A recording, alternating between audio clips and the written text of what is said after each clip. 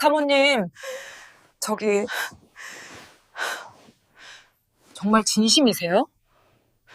내가 말한 대로야, 민지 씨. 일주일에 한두 번이라도 좋으니 나 대신 해줄 수 없을까? 최 사모님은 고개를 푹 숙이셨고 앙상한 어깨는 사시나무 떨듯 떨리고 있었습니다. 사모님은 제 손을 꽉 잡으며 수치심으로 목이 맨 목소리로 말씀하셨습니다. 회장님은 칠순이 넘으셨지만 그분은 여전히 아주 정정하세요. 하지만 노인들은 외로움을 많이 타서 매일 밤 말벗이 되어주고 마음을 나눌 사람을 갈구하시죠. 하지만 난 이 병든 늙은 몸은 이미 기력이 다했고 정신도 지쳐서 늦은 밤까지 그분을 보살피고 잠자리를 봐드릴 힘이 없어요. 나에게는 하루하루 밤이 지나가는 게 고문과도 같아요. 그래서 염치불구하고 민지 씨에게 부탁하는 거예요. 안 될까요? 그 순간 그 고귀한 부인의 붉게 충혈된 절망적인 눈동자를 바라보며 저는 얼어붙고 말았습니다. 사모님이 무엇을 부탁하고 있는지 너무나 잘 알았기 때문입니다. 그것은 제가 들어본 것 중 가장 금기시되고 미친 짓이었습니다. 이 믿기 힘든 이야기로 들어가기 전에 잠시 시간을 내어 구독과 좋아요를 눌러주세요. 제 인생의 어두운 단면을 공유하는 데 큰 힘이 됩니다. 여러분은 어디에서 듣고 계신가요? 댓글을 남겨주세요. 여러분의 가정에 평안이 깃들기를 기원합니다. 안녕하세요, 여러분. 제 이름은 김민지이고 올해 46세입니다.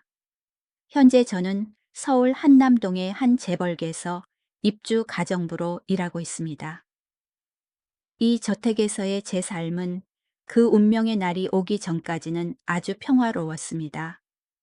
혹독한 겨울 아침, 땅이 꽁꽁 얼어 미끄러웠던 날이었습니다. 저의 자애로운 주인이신 최 사모님께서 신문을 가지러 나가시다가 정원에서 미끄러져 넘어지는 사고를 당하셨습니다. 서울대병원에서 의사는 발목 인대가 심하게 늘어났으니 6주 동안 깁스를 하고 고정해야 한다고 진단했습니다. 그날부터 제 임무에 한 가지가 더 추가되었습니다. 매일 저녁 따뜻한 수건으로 사모님의 발을 닦아드리고 수발을 드는 일이었죠. 저는 과부입니다. 7년 전 교통사고로 남편을 잃은 후 생계를 위해 온갖 일을 전전하며 세상의 냉대를 겪었습니다. 이 집에 들어오고 나서야 비로소 안정을 찾을 수 있었죠. 최 사모님과 이 회장님은 저를 하인이 아니라 가족의 일원처럼 대해 주셨습니다. 저는 두 분께 은혜를 입었고 평생 두 분을 정성껏 모시겠다고 맹세했습니다. 하지만 바로 그 운명의 밤 파도가 일기 시작했습니다. 제가 조심스럽게 사모님의 발가락을 하나하나 닦아드리고 있을 때 갑자기 사모님이 서럽게 울음을 터뜨리셨습니다. 호화로운 방 안의 정적을 찢는 울음소리였습니다. 저는 화들짝 놀라 손을 멈추고 걱정스런 눈빛으로 사모님을 올려다보았습니다. 사모님 어디 편찮으세요? 아니면 제가 너무 세게 닦았나요? 사모님은 고개를 저으셨고 눈물이 얇은 화장을 번지게 하며 흘러내렸습니다. 긴 침묵이 흘렀고 시계 초침 소리와 흐느끼는 소리만이 방 안을 채웠습니다. 이윽고 사모님은 체념한 듯 천천히 입을 여셨습니다. 민지 씨, 우리가 한 지붕 아래 산 지 벌써 5년이네. 내가 민지 씨를 여동생처럼 생각하기에 하는 말이야. 차라리 죽는 게 낫지. 남들에게는 절대 못할 이야기인데. 사모님의 떨리는 손이 제 어깨 위에 얹어졌고 아플 정도로 꽉 쥐셨습니다. 회장님은 그분은 여전히 아주 건강하지만 난 더 이상 기력이 없어. 매일 밤 그분은 말벗과 사랑을 원하시는데 난 마음은 있어도 몸이 따르질 않아. 사모님은 무너지는 목소리로 말을 이었습니다. 심지어 내가 깁스를 하고 발이 욱신거리는 상황인데도 어젯밤 그분은 날 찾아오셨어. 저는 할 말을 잃었습니다. 평소 점잖고 위엄 있던 이 회장님의 이미지가 순식간에 낯설고 두렵게 느껴졌습니다. 민지 씨, 사모님의 목소리가 잦아들며 절망적인 속삭임으로 변했습니다. 일주일에 한두 번만이라도 그분 말벗이 되어주고 보살펴주면 안 될까? 이 늙은이 목숨 하나 구한다고 생각하고. 그 제안은 마른 하늘의 날벼락 같았습니다. 머릿속이 하얘졌습니다. 저는 말을 더듬었습니다. 네, 사모님. 지금 무슨 말씀을 하시는 거예요? 그런 일이 어떻게 가능하겠어요? 나도 알아. 사모님은 베개에 고개를 파묻으셨습니다. 이게 정말 미친 짓이고 천륜을 어기는 일이라는 거 알아. 하지만 난 방법이 없어, 민지 씨. 제발 부탁해 안 될까? 그날 밤 저는 3층 제 작은 방에 숨어 밤새 뒤척이며 잠을 이루지 못했습니다. 어두운 천장을 바라보는데 사모님의 애원하는 목소리가 귓가에 맴돌았습니다. 매일 밤 규칙적으로. 그 공허함, 뼈저린 외로움. 70세 남자가 어떻게 혼자 견딜 수 있겠습니까? 사모님의 고통에 연민을 느끼면서도 마음 깊은 곳에서는 저조차 인정하기 두려운 기묘한 감정이 싹트고 있었습니다. 7년이었습니다. 남편이 죽고 7년이라는 긴 시간 동안 저는 차가운 고독 속에 살았습니다. 누군가의 어깨에 기댈 때의 온기, 보호받고 의지하는 느낌. 저는 그 모든 갈망을 묻어버리려 애썼습니다. 잊었다고 생각했고 잊어야 한다고 스스로를 강요했습니다. 하지만 오늘 밤 사모님의 제안은 차갑게 식은 줄 알았던 잿더미에 던져진 불씨와 같았습니다. 저는 외로웠습니다. 지난 7년 동안 저는 제 차가운 집에서 그림자처럼 살아왔습니다. 비록 미친 제안이었지만 사모님의 말은 제가 억누르려 했던 사랑받고 보호받고 싶은 욕망을 일깨웠습니다. 두려웠지만 동시에 마음이 약해졌습니다. 과연 제가 그토록 그리워하던 남자의 어깨, 그 온기를 다시 찾을 수 있을까요? 두려움과 욕망이 동틀 무렵까지 제 마음을 갈기갈기 찢어 놓았습니다. 그리고 창밖으로 희미한 빛이 들어올 때 저는 결정을 내렸습니다. 하겠다고요. 다음 날 아침 저는 사모님이 거실 소파에 앉아 조시는 모습을 보았습니다. 얼굴은 퀭했고 눈 밑에는 다크서클이 짙게 드리워져 있었습니다. 어젯밤에도 그분과 이야기하느라 밤을 꼬박 새우신 것 같았습니다. 깁스한 다리를 의자에 올린 초라한 모습을 보니 가슴이 미어지게 아팠습니다. 제가 담요를 덮어드리자 사모님이 깜짝 놀라 깨셨습니다. 어젯밤 일이 생각나셨는지 고개를 돌리며 죄책감 어린 목소리로 말씀하셨습니다. 어젯밤 그 미친 이야기는 잊어줘요? 내가 너무 피곤해서 정신이 나갔었나 봐요. 미안해요, 민지 씨. 저는 깊게 숨을 들이마시고 떨리지만 단호한 목소리로 말했습니다. 사모님, 제가 사모님을 돕겠습니다. 사모님은 화들짝 놀라며 눈을 크게 뜨셨습니다. 정말이야. 사모님이 그렇게 힘드시다면 깁스하는 동안만이라도 제가 대신. 제 말이 차에 끝나기도 전에 사모님은 제게 달려와 손을 꽉 잡았고 또다시 눈물이 왈칵 쏟아졌습니다. 고마워 민지 씨. 정말 고마워. 나를 살려줬어. 민지 씨가 아니면 난 정말 어떻게 이 날들을 버텨야 할지 막막했어. 그렇게 이 화려한 저택 안에서 두 여자 사이에 세상에서 가장 기이하고 비밀스런 계약이 성립되었습니다. 그날 저녁 식사 후 저는 부부의 대화를 얼핏 들었습니다. 회장님이 서재로 들어가려 할 때 사모님이 조심스럽게 말을 꺼냈습니다. 여보, 오늘 밤엔 민지 씨가 좀 도와줄 거예요. 도와줘. 뭘? 회장님의 굵직한 목소리가 울렸습니다. 나 대신 일주일에 한두 번 그 일요. 숨이 막힐 듯한 침묵이 이어졌습니다. 저는 부엌 문 뒤에 서서 심장이 쿵쾅거리는 것을 느꼈습니다. 한참 후 회장님이 놀라움과 약간의 기대가 섞인 목소리로 되물었습니다. 정말 괜찮겠어. 민지 씨가 동의했나? 네, 제가 부탁했어요. 도와주겠다고 했어요. 시계가 밤 11시를 알렸습니다. 집안은 정적에 잠겼습니다. 제 방문을 두드리는 건조한 소리가 들렸습니다. 사모님이었습니다. 민지 씨 회장님이 2층 서재에서 기다리세요.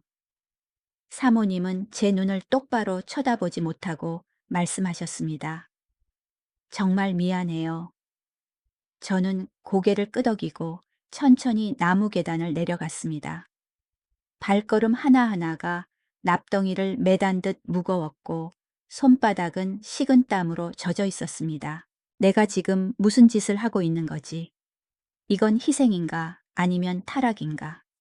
육중한 참나무 서재 문 앞에 서서 저는 손을 올렸다 내렸다를 반복하며 망설였습니다. 바로 그때 회장님의 위엄 있는 목소리가 들려왔습니다. 들어오게.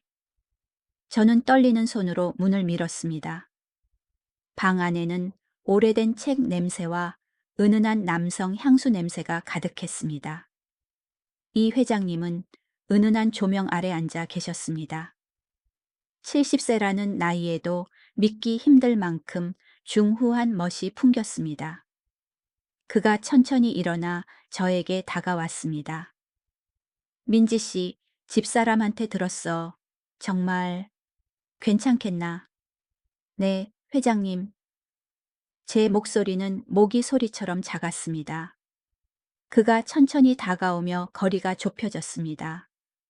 그의 손이 제 손을 잡았고 따뜻하면서도 떨리고 있었습니다. 7년 만이었습니다. 한 남자가 관심을 가져주고 머리카락을 쓰다듬으며 사소한 것 하나하나 물어봐주는 그 느낌에 제 안의 방어벽이 무너져 내렸습니다. 그날 밤 문이 닫히며 어색함과 눈물을 모두 가렸습니다. 더 이상 가정부와 주인이 아니라 마음속의 냉기를 몰아내기 위해 서로를 찾은 두 외로운 영혼만이 남았습니다. 그 밤은 마치 긴 꿈처럼 달콤하면서도 뼈아픈 고통을 남기며 지나갔습니다. 저는 비틀거리는 몸을 이끌고 방으로 돌아왔습니다. 온몸이 욱신거렸지만 정신은 형용할 수 없는 기분에 붕 떠 있었습니다. 뜨거운 샤워기 아래 서서 거울을 보았습니다. 거울 속의 여자는 낯설었습니다. 붉게 상기된 볼 촉촉하게 젖은 눈빛은 평소의 고단하고 우울한 모습과는 완전히 달랐습니다. 침대에 누웠지만 잠을 이룰 수 없었습니다. 죄책감이 저를 올감했습니다. 내가 무슨 짓을 한 거지 사모님을 대신해 가짜 아내 노릇을 하다니.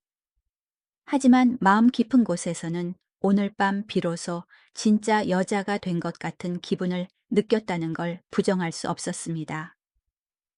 회장님의 관심은 메말랐던 제 영혼을 적셔주었습니다. 이것이 비극의 시작일까요? 아니면 제 외로움의 탈출구일까요? 모르겠습니다. 단지 오늘 밤의 결정을 후회하지 않는다는 것만 알 뿐이었습니다. 다음 날 아침 저는 여느 때처럼 6시에 일어나 아침 식사를 준비했습니다. 도마 위에 칼질 소리, 물 끓는 소리, 밥 짓는 냄새. 모든 것이 평소와 같았습니다. 하지만 제 머릿속은 어젯밤의 여운에서 벗어날 수 없었습니다. 회장님의 숨결 손길 목소리, 그 모든 것이 생생하게 떠올라 제 생각을 지배했습니다. 아침 7시쯤 최 사모님이 거실로 나오셨습니다. 사모님은 미안함과 고마움이 섞인 눈빛으로 저를 바라보았습니다. 민지 씨, 사모님이 나직이 불렀습니다. 네, 사모님. 어젯밤 별일 없었죠.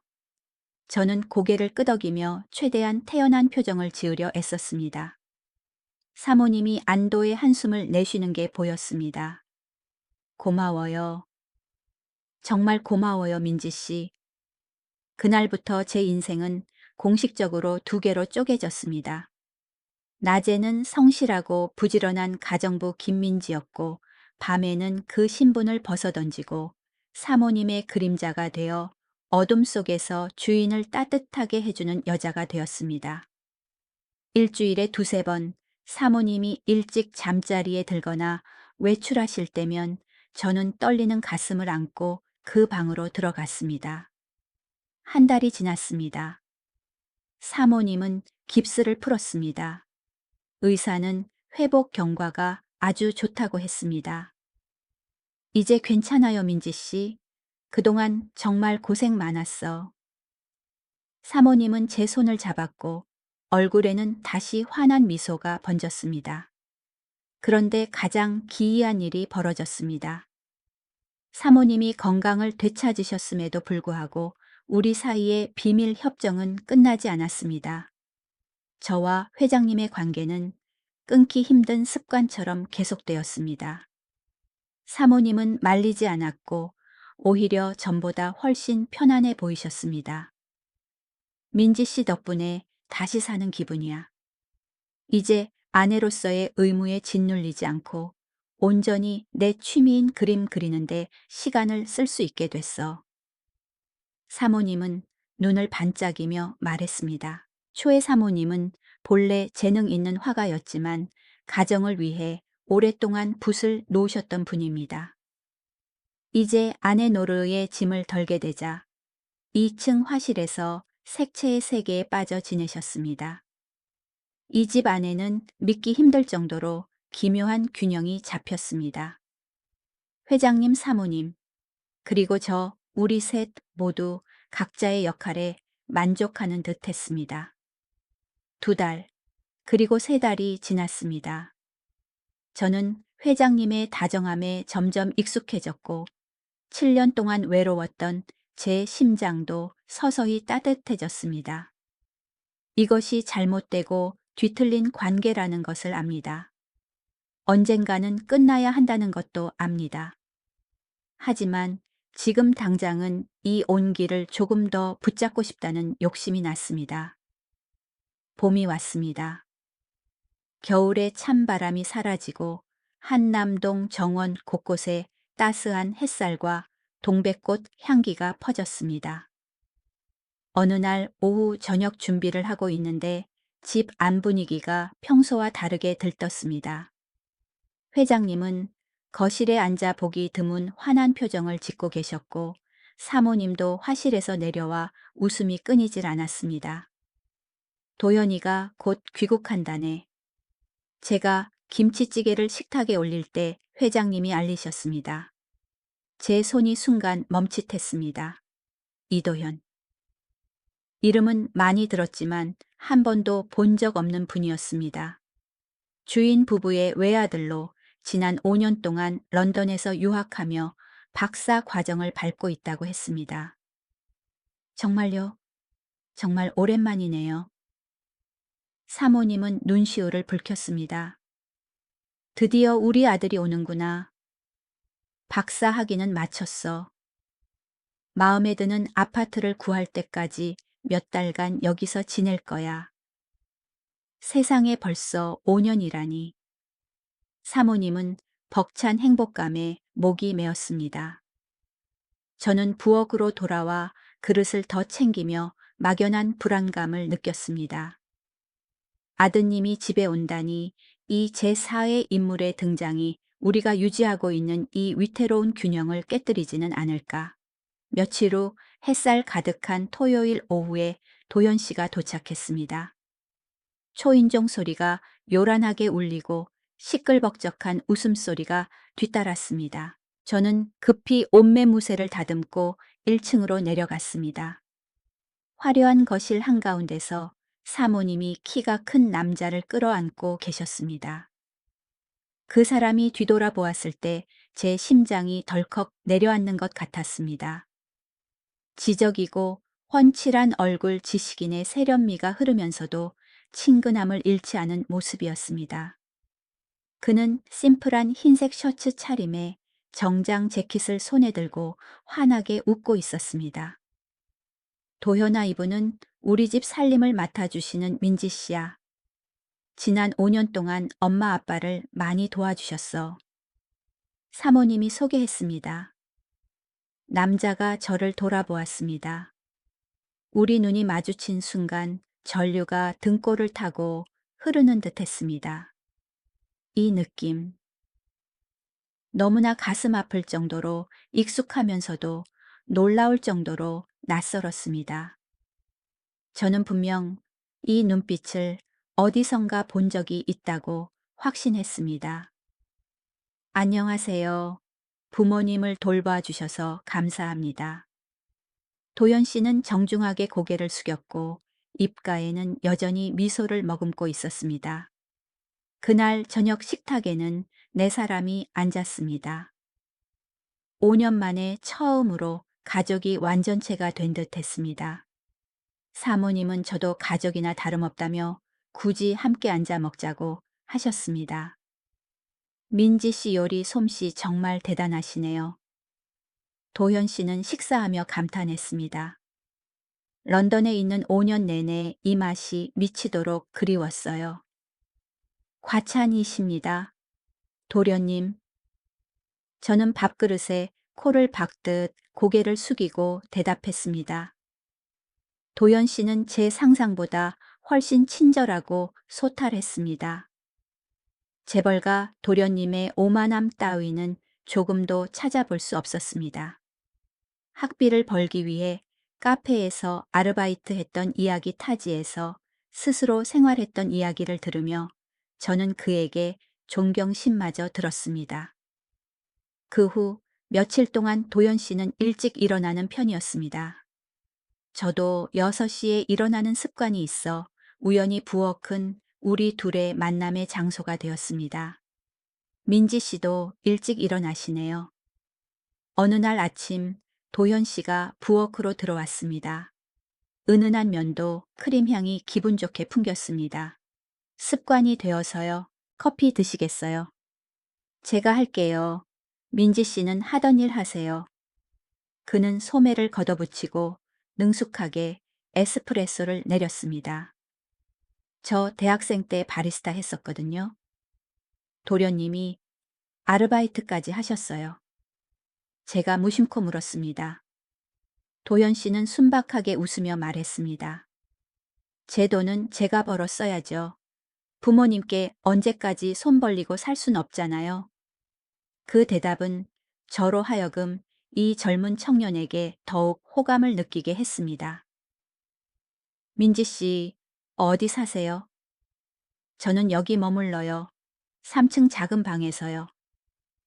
아, 그럼 가족분들은? 과일을 깎던 제 손이 멈췄습니다. 저 혼자예요. 남편은 7년 전에 죽었어요. 분위기가 가라앉았습니다. 도연 씨는 당황하며 말했습니다.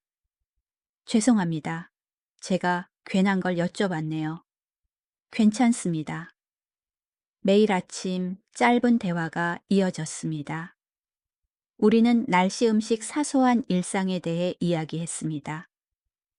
참 이상하게도 도현 씨와 이야기하면 낯선 평온함과 친숙함이 느껴졌습니다. 마치 우리가 아주 오래전부터 알고 지낸 사이인 것처럼요. 일주일 후 제가 거실 창가에서 쉬며 햇살 가득한 정원을 바라보고 무의식적으로 옛날 노래를 흥얼거리고 있을 때였습니다. 제가 중학교 때 제일 좋아했던 노래였죠. 저는 도현 씨가 복도에 서서 조용히 저를 지켜보고 있었다는 사실을 전혀 몰랐습니다. 며칠 뒤 제가 저녁 준비를 하고 있는데 도현 씨가 부엌으로 들어왔습니다.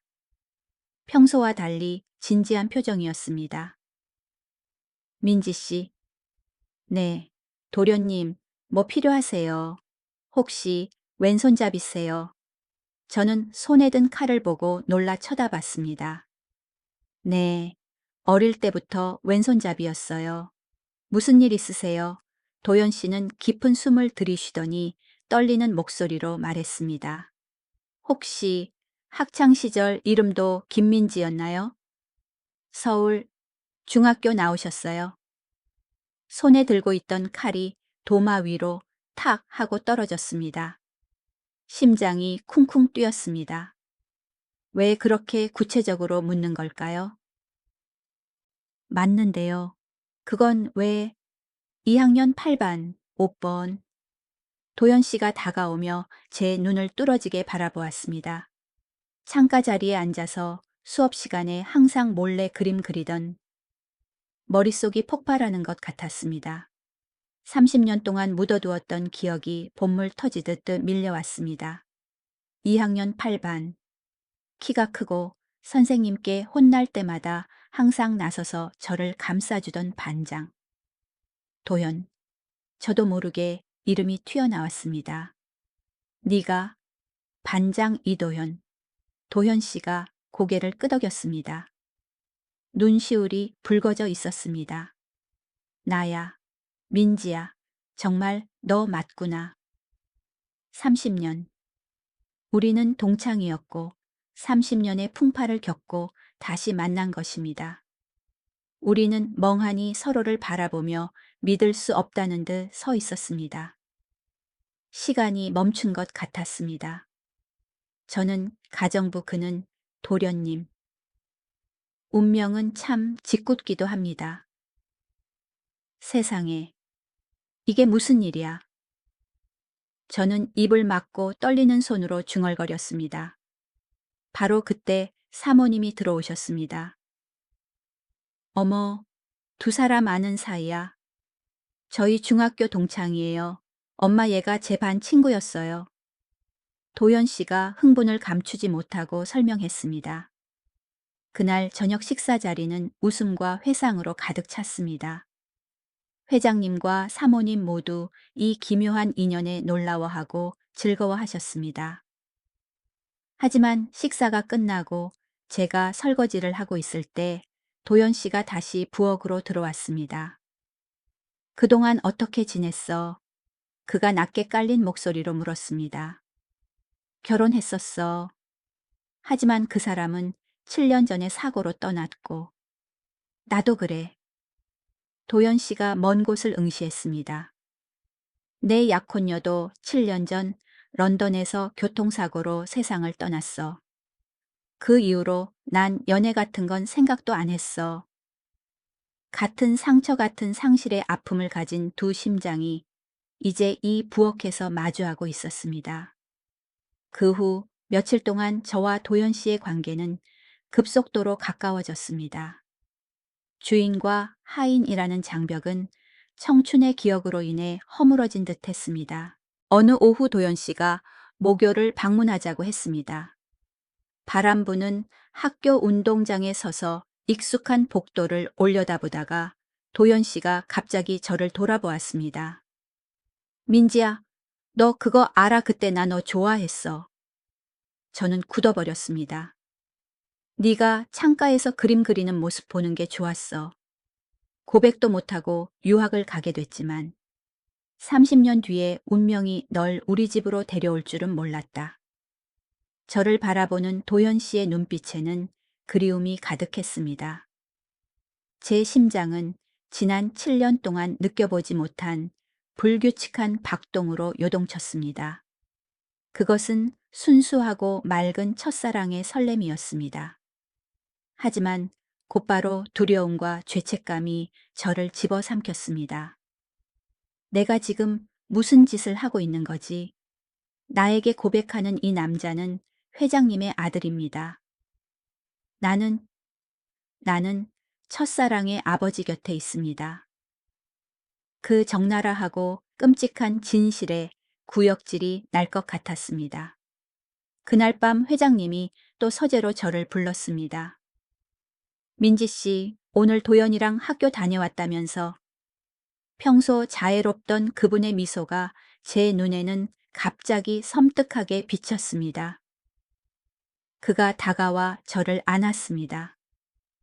그 손길은 여전히 따뜻하고 다정했습니다. 하지만 오늘 그분의 터치 하나하나에 저는 소름이 끼쳤습니다. 의지하고픈 마음 때문이 아니라 극심한 갈등 때문이었습니다. 민지 씨는 정말 아름다워. 그가 속삭이며 제게 키스하려 했습니다. 저는 눈을 질끈 감았습니다.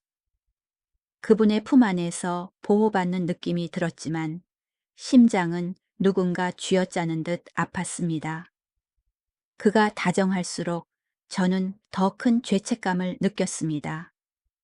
지금 제 머릿속에는 오직 한 사람의 모습만 떠올랐습니다. 오늘 오후 도현 씨의 간절한 눈빛, 30년 만에 뒤늦은 고백. 민지야, 나 너 좋아했어. 눈물이 뺨을 타고 흘러내렸습니다. 회장님은 제가 감동해서 우는 줄 알고 더 꽉 안으셨습니다. 제 몸은 아버지가 안고 있지만 제 마음은 아들을 향하고 있었습니다. 저는 무너져 내리고 있었습니다. 제 양심을 배신하고 있었습니다. 이 화려한 방 안에서 인륜을 저버린 비극이 벌어지고 있었고 그 비극의 주인공은 바로 저였습니다. 그 짓궂은 운명은 결국 어느 우중충한 목요일 밤에 찾아왔습니다. 도연 씨가 저를 피하기 시작한 지난 일주일 동안 한남동 저택의 공기는 이미 무거웠는데 이제는 숨이 막힐 듯 답답해졌습니다. 저녁 식사 후 네 사람이 거실에 앉아 있을 때 이 회장님이 신문을 내려놓고 헛기침을 하더니 익숙한 신호를 보냈습니다. 민지 씨 오늘 밤 따뜻한 차 한 잔 부탁해. 서재로 가져다 줘. 그 말은 고요한 호수에 찬물을 끼얹는 것 같았습니다. 찻잔이 받침에 부딪히는 소리가 건조하게 울렸습니다. 맞은편에 앉아있던 도연 씨가 물컵을 어찌나 세게 쥐었는지 손가락 마디가 하얗게 질려 있었습니다. 그가 저를 올려다 보았는데 그 눈빛은 분노와 실망으로 이글거리고 있었습니다. 저는 감히 마주보지 못하고 고개를 푹 숙인 채 죄인처럼 피했습니다. 시계가 11시 30분을 가리켰습니다.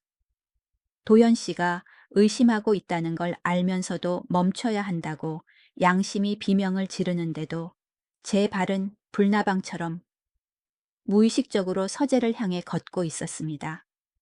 이것은 저의 어리석은 선택일까요? 아니면 멈출 수 없는 욕망과 외로움의 추락일까요? 새벽 2시. 서재, 문이 제 등 뒤로 닫혔습니다. 저는 어두컴컴한 복도로 살금살금 나왔고 몸은 녹초가 되었지만 정신은 공황 상태였습니다. 발이 2층 계단에 닿았을 때 어둠 속 뒤편에서 얼음장같이 차가운 목소리가 들려와 정적을 찢어 발겼습니다. 민지야. 심장이 멎는 것 같았습니다. 피가 얼어붙는 듯 했습니다. 저는 천천히 고개를 돌렸습니다. 도연 씨가 자기 방 문에 등을 기대고 서 있었는데 얼굴은 어둠에 잠겨 있었지만 두 눈만은 날카로운 칼날처럼 빛나고 있었습니다. 도연아. 제 목소리가 떨렸습니다. 이 시간에 어디 갔다 오는 거야? 그의 목소리는 무서울 정도로 침착했습니다. 그게 나는 거짓말하지 마. 도연 씨가 으르렁거리는 목소리로 한 발짝 다가왔습니다. 아버지 집 방금 아버지랑 방에 있었던 거지. 저는 고개를 숙였고 차가운 나무 바닥 위로 눈물이 뚝뚝 떨어지기 시작했습니다. 저의 침묵은 가장 잔인한 자백이었습니다. 도연 씨는 뒷걸음질 치며 두 손으로 얼굴을 감싸 쥐었고 온몸을 떨었습니다. 말도 안 돼. 왜 하필 아버지야? 왜 하필 그 사람이야, 민지야? 미안해. 정말 미안해. 따라와, 나가서 얘기해. 도연 씨는 제 손목을 잡고 거칠게 계단을 끌고 내려가 곧바로 뒷마당으로 향했습니다. 한남동의 봄밤 바람은 여전히 살을 애는 듯 차가웠지만 제 앞에 서 있는 남자의 눈빛만큼 차갑지는 않았습니다. 언제부터야? 도연 씨가 무너지는 목소리로 물었습니다. 3개월 전, 네가 귀국하기 전부터. 왜 그렇게 사랑이 부족했어? 아니면 돈 때문에? 아니야, 돈 때문이 아니야. 저는 고개를 들어 흐느꼈습니다. 사모님이. 내 어머니가 부탁하셨어. 도연 씨는 마치 세상에서 가장 황당한 이야기를 들은 것처럼 멍해졌습니다. 뭐라고 엄마가 너한테 아버지의 두 번째 여자가 되어달라고 부탁했다고. 그래. 사모님이 다리가 부러졌을 때 회장님의 요구를 견딜 수 없다고 하셨어. 미안하고 괴롭다고. 그래서 나한테 도와달라고 애원하셨어. 미쳤어. 다들 미쳤어. 도연 씨는 머리를 쥐어뜯으며 상처 입은 짐승처럼 마당을 서성거렸습니다. 그는 헛웃음을 터뜨렸는데 비참하고 고통스러운 웃음이었습니다. 엄마가 남편을 대신할 여자를 찾으러 다녔다고. 그리고 그 여자가 하필이면 아들의 첫사랑이고. 이보다 더 웃긴 비극이 어디 있어. 그가 달려와 제 어깨를 잡고 거칠게 흔들었습니다. 그리고 넌 지난 3개월 동안 계속해왔어. 내가 너한테 고백했을 때도 내가 널 사랑한다는 걸 알면서도 미안해, 멈출 수가 없었어. 그만둬. 민지야, 넌 스스로를 망치고 있는 거야. 나랑 가자. 도연 씨의 눈빛이 갑자기 단호해졌습니다. 우리 여기서 떠나자, 당장. 내가 널 다른 곳으로 데려갈게. 우리 처음부터 다시 시작하자. 안 돼, 도연아. 저는 절망적으로 고개를 저으며 그의 손을 뿌리쳤습니다. 나랑 내 아버지, 난 이미 선을 넘었어. 우린 절대 이루어질 수 없어. 과거는 상관없어. 난 단지 네가 이 시궁창에서 빠져나오길 바랄 뿐이야. 하지만 난 갈 수 없어. 난 이 상황에서 회장님을 버릴 수 없어. 도연 씨는 저를 멍하니 바라보았고 그의 눈빛은 희망에서 처절한 절망으로 바뀌었습니다. 너 나보다 아버지를 더 사랑하는 거야. 아니야. 저는 목이 메었습니다. 난 그저 너무 외로웠어. 그리고 회장님도 외로웠고. 그건 서로 의지하는 거였고 두 외로운 사람들의 위안이었어. 그게 사랑이 아니란 건 알지만 너무 깊이 빠져버려서 헤어나올 수가 없어. 도연 씨는 멍하니 서서 캄캄한 밤 하늘을 올려다보더니 마지막으로 저를 보았습니다. 그 눈빛은 평생 잊지 못할 것입니다. 산산조각난 심장의 눈빛이었습니다. 도저히 이해할 수가 없어. 그리고 더 이상 이해하고 싶지도 않아. 그가 차갑고 낯선 목소리로 말했습니다. 부모님께 오늘 밤 일 말하지 마. 이제부터 난 널 모르는 사람 취급할 거야. 그리고 제발 우리 가족 인생에서 하루빨리 사라져줘. 도연 씨는 등을 돌려 가버렸고 저는 차가운 정원에 홀로 남겨져 무너져 내렸습니다. 하지만 폭풍은 여기서 멈추지 않았습니다. 도연 씨는 다음 날 하루 종일 사라졌습니다. 연락도 되지 않았습니다. 늦은 밤 그는 술 냄새를 풍기며 비틀거리며 돌아왔지만 분노로 가득 차 있었습니다. 제가 부엌에서 떨면서 설거지를 하고 있는데 서재 문이 쾅 하고 끔찍한 소리를 내며 열렸습니다. 아버지, 도대체 이 집구석을 어떻게 만드시는 겁니까? 도연 씨의 고함이 집 안을 울리며 그동안의 가식적인 침묵을 찢어발겼습니다. 제 심장이 조여들었고 손에 든 접시를 떨어뜨릴 뻔했습니다. 도연아, 너 취했구나. 회장님의 당황한 목소리가 들렸습니다. 안 취했어요. 어느 때보다 멀쩡하다고요. 도연 씨가 소리를 질렀고 울음 섞인 비명이 되었습니다. 이른이 넘으셨잖아요. 창피하지도 않으세요. 아버지는 얼마나 이기적인 겁니까? 본인의 욕구를 위해서 엄마가 가정부한테 굽실거리고 남편의 대용품을 부탁하게 만드셨어요. 네, 엄마가 동의했어. 아니, 네 엄마가 부탁한 거야. 그게 더 웃기다는 겁니다. 아버지는 얼마나 이기적인 분이세요. 자기 남편 방에 다른 여자가 들어가는 걸 보는 엄마 심정 한 번이라도 생각해 보셨어요. 엄마 자존심이 얼마나 짓밟혔는지 아시냐고요. 집 전체가 진동했습니다. 저는 부엌 구석에 웅크리고 귀를 막은 채 눈물을 쏟았습니다. 모든 것이 끝났습니다. 비밀의 장막은 찢겨 나갔습니다. 도연 씨는 서재를 뛰쳐나와 곧장 2층으로 달려가 어머니의 화실로 쳐들어갔습니다. 문이 쾅 닫혔습니다.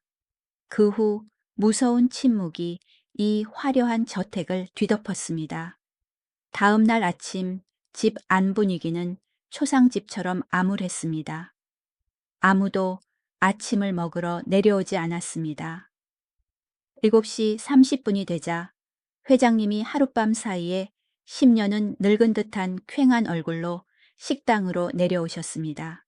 그는 자리에 앉아 숟가락을 들었다 놓으며 무겁게 한숨을 내쉬고는 식사를 포기했습니다.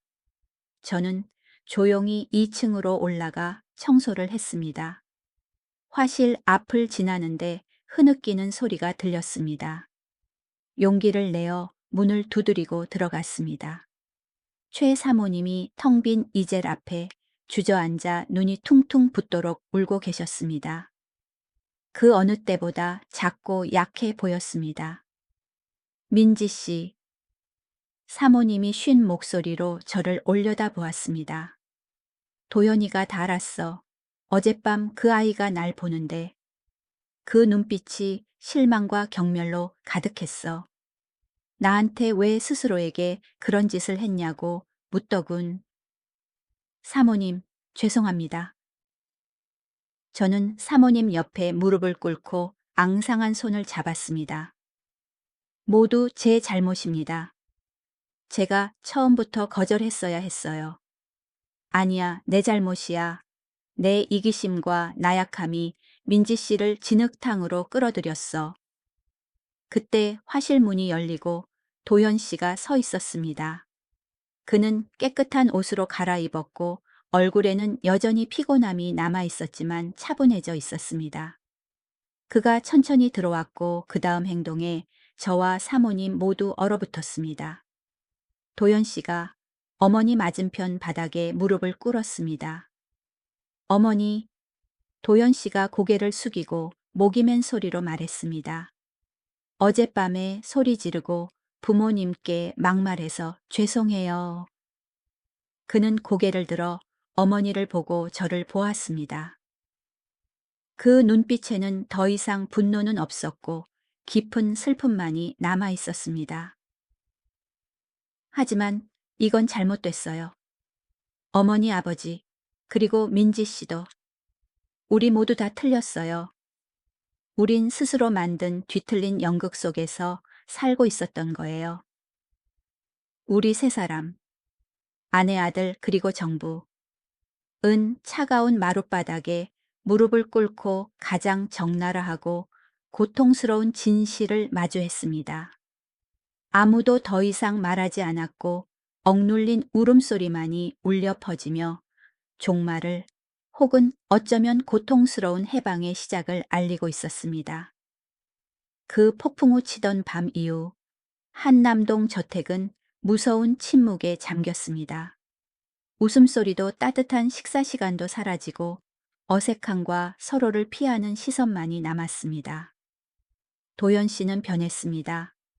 더 이상 분노나 경멸의 눈빛으로 저를 보지 않았지만 대신 저를 숨 막히게 하는 깊고 아픈 소유욕의 눈빛으로 바라보았습니다.